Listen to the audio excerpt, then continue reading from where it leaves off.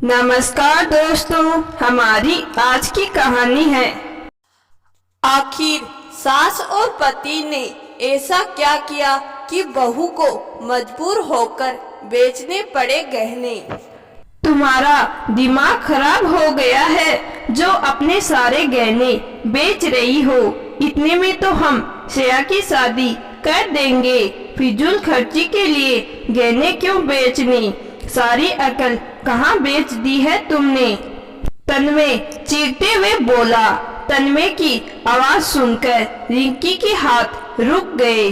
वो अपने सारे गहने एक तरफ इकट्ठा कर ही रही थी। अभी तो मैं गहने बेच रही हूँ, कल को मैं अपनी जमीन भी बेचने जा रही हूँ। मैं अपनी बेटी के आगे बढ़ते हुए कदमों को नहीं रोकूंगी। रिंकी दृढ़ स्वर में बोली।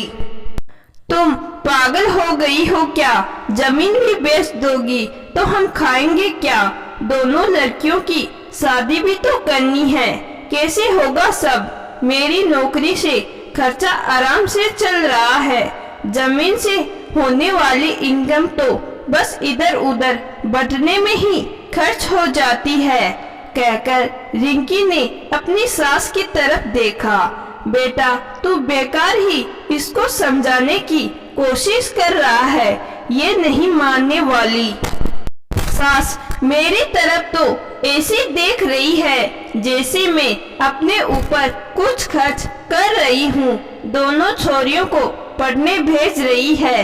अरे कुछ ऊंच नीच हो गई तो कैसे शादी ब्याह होगा? और लड़कियों को क्या खाली हाथ विदा करेगी? शादी के बाद खाली हाथ रहने से तो अच्छा है उन्हें खाली हाथ विदा करना। कम से कम उनके पास अपनी पढ़ाई का हुनर तो होगा। काश मेरे पापा ने भी मुझे समझाया होता तो आज मुझे ऐसे रोना ना पड़ता। कहते हुए रिंकी अतीत में चली गई।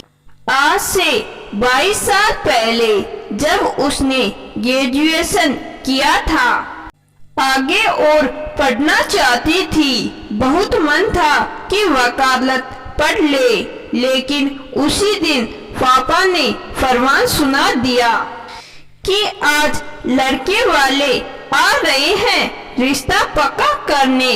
उन्होंने रिंकी को बाजार में देख लिया और उन्हें रिंकी पसंद है। रिंकी अपने पापा के पास जाकर बहुत रोई, गिड़गिड़ाई। पापा ने भी अपनी मजबूरी दिखाई। उसके बाद छोटे भाई बहन की पढ़ाई और उनकी भी शादी कहाँ से लाऊंगा इतना पैसा? पापा, जो पैसा मेरी शादी में लगा रहे हो उतने में मैं पढ़ लूंगी, फिर मैं अपने पैरों पर खड़ी हो जाऊंगी। तब आप जहाँ कहोगे मैं शादी कर लूंगी।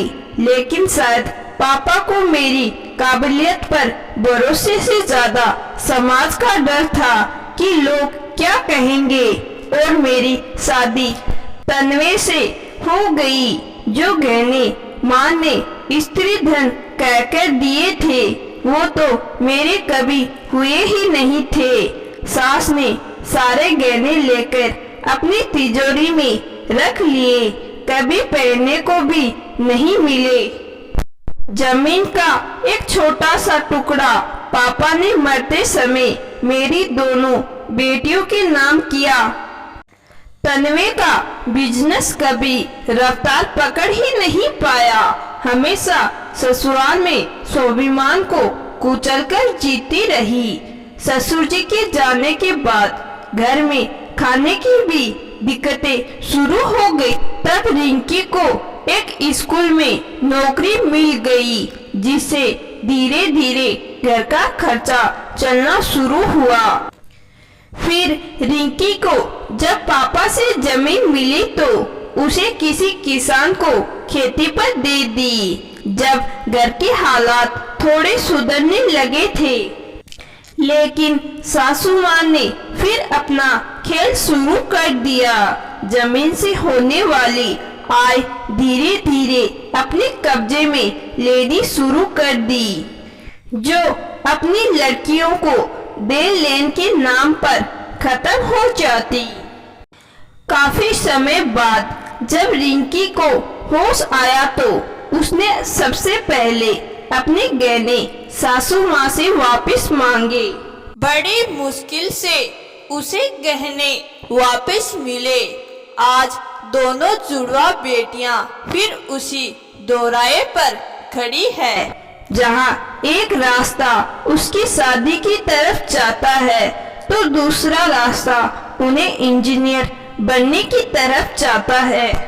दोनों पढ़ने में बहुत होशियार है। रिंकी को उनकी मेहनत पर पूरा भरोसा है और आज उसके इसी भरोसे के ऊपर समाज का डर या सास व पति के ताने भारी नहीं पड़ेंगे। तभी श्रेया और खुशी वहां आ गई। रिंकी के गले में वहां डालकर बोली, मम्मी हम पर भरोसा करने के लिए धन्यवाद, हम आपको निराश नहीं करेंगे।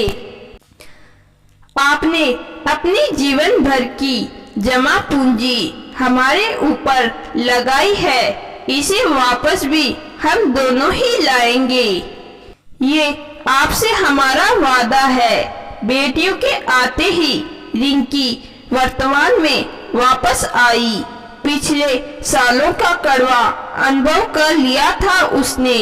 वो उन्हें गले लगाते हुए तन्मय से बोली कि मेरा फैसला गलत नहीं है, जो कल हुआ वो आज नहीं होने दूंगी और आने वाले कल में बेटी भले ही बिना गहनों के विदा होगी, लेकिन उसके पास उसकी विद्या का गहना होगा जो उसका सबसे बड़ा स्त्री धन है और उसकी जरूरत के समय उसके काम आएगा। तन्मय और उसकी माँ चुप थे, बोल भी क्या सकते थे एक माँ के दृढ़ निश्चय के आगे। रिंकी ने आज अपने हौसले को रंग दे ही दिए थे। तो दोस्तों, आज की कहानी आपको जरूर पसंद आई होगी। कहानी पसंद आई है तो कहानी को लाइक और चैनल को सब्सक्राइब जरूर करिएगा। धन्यवाद।